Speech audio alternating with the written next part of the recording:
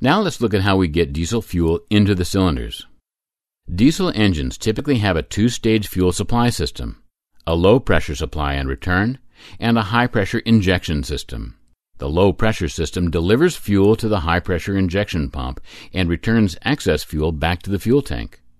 The high-pressure pump delivers highly pressurized fuel to the fuel rail and injectors. High pressure in the injection system can be extremely dangerous. It will easily cut through skin. No part of the high-pressure system should be serviced without proper and complete pressure discharge and appropriate personal safety gear. Take all precautions and follow recommended procedures when servicing the high-pressure fuel system. Never repair high-pressure fuel lines. Always replace damaged lines with new parts. High-pressure fuel pumps come in two versions, engine-driven or electric. Pump output is regulated by the powertrain control module or a fuel injection control module. In some designs, the high-pressure pump draws fuel directly from the fuel tank. The fuel rail distributes high-pressure fuel to the fuel injectors. A pressure control valve allows the ECM to control fuel rail pressure to match engine demand. Additionally, the pressure control valve can function as a mechanical pressure relief valve to prevent damage to the system in the event of dangerously high pressure.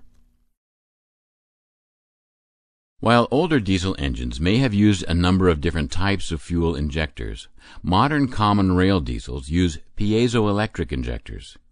Piezo actuators can operate up to 5 times faster than a standard injector, which translates into more precise fuel metering and allows multiple injection events to occur per combustion cycle. The fuel filter assembly conditions the fuel as follows. It filters fuel before it enters the high-pressure pump.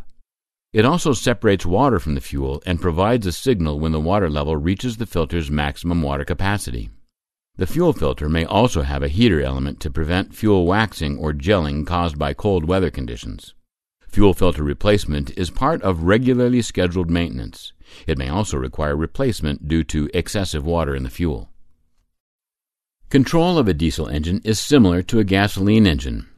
The PCM monitors engine input sensors and driver inputs and operates the engine systems accordingly. The PCM monitors the engine and sets DTCs when faults are detected.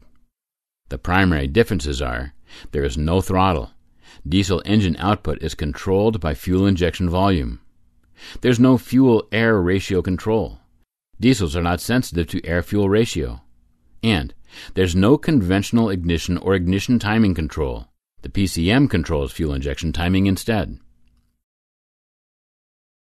Some sensors on a diesel engine may be unfamiliar or new to a gasoline engine technician. These include additional air temperature sensors. One after the turbocharger and one after the charge air cooler detect intake air temperature after boosting and cooling and use this information for fuel injection calculations. A fuel pressure sensor monitors fuel pressure in the common rail and provides feedback to the PCM. The EGR cooler bypass valve position sensor confirms the EGR cooler is bypassed during warm-up. Exhaust manifold pressure sensors are used for EGR and boost control. There may also be exhaust pressure sensors before and after the diesel particulate filter to detect the need for regeneration. Exhaust gas temperature sensors provide input to the PCM for fuel injection, EGR, boost control, and diesel particulate filter control strategies. The water in fuel or fuel filter switch signals the PCM when too much water is detected in the fuel filter assembly and may illuminate a warning or maintenance light. The glow plug control module operates the glow plugs during starting, warm-up, and during particulate filter regeneration. And a fuel temperature sensor in the supply line provides fuel temperature density information for fuel injection calculations. Some electronically controlled diesel engine systems may also be unfamiliar to the gasoline engine technician.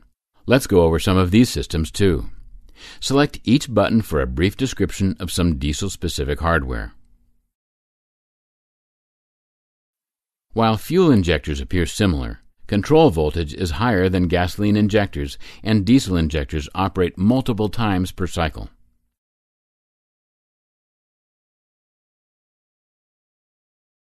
Diesel engines typically require glow plugs to assist cold weather starting. Glow plugs may also be used for emission control strategies. Electrically heated glow plug elements are installed in each cylinder. Glow plugs ensure adequate combustion heat during cold starting. Fast heating glow plugs require relatively high current and their temperature must be carefully controlled. Most designs use a separate module to control glow plugs. Diesel engines usually include an Egr valve that returns exhaust to the intake manifold, but some engines also include additional Egr passages. For example, internal Egr regulated by exhaust camshaft timing occurs right in the cylinder. Egr is used to reduce NOx formation by regulating combustion chamber temperature.